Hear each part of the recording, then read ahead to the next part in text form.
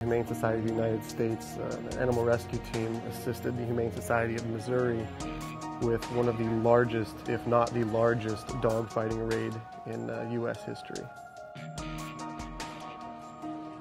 On each and every deployment that we go onto, responders typically find a dog that we connect with, and whether that dog picks you or you pick him. In this case, we named a dog Stallone because of his personality and the fact that he had just survived a fight.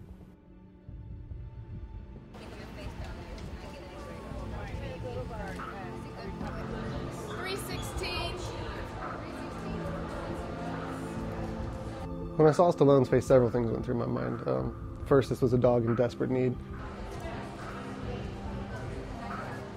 Second off, you ask yourself, why do people do this to animals? It's cruel. It's one of the most horrible things that I've ever seen. I've actually never seen a dog in that bad of condition.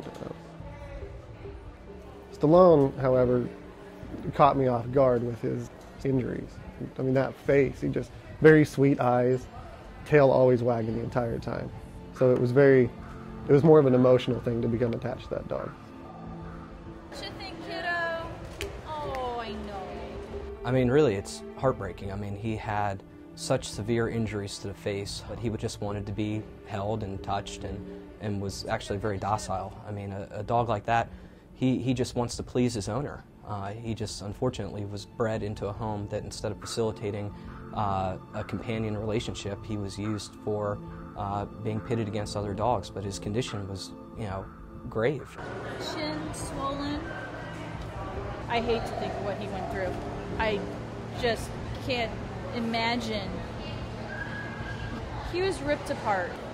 I mean, that type of damage would not have happened in just a quick couple of minutes. I mean, that type of damage was probably a longer match, half hour plus.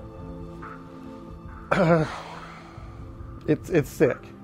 I don't see how another human can do that.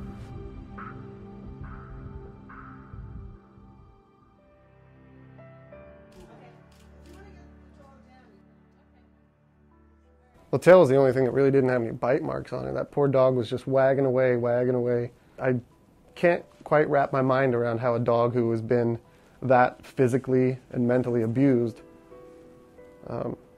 can still curl up in your lap and give you a kiss. And even though he doesn't know who I am, he was happy we were there.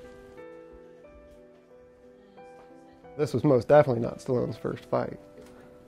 It was actually kind of hard to tell how significant the wounds were on his face until we put him under so we could clean his face and clean all the wounds off.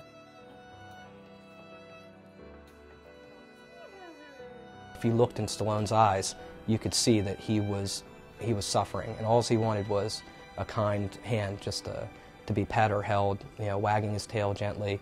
Every vet there worked almost around the clock, fighting to save Stallone's life. In the end, his wounds were so extensive that we lost him. I mean, I believe that Stallone's story should be told. I think that's something that people need to see. This is the real face of dogfighting.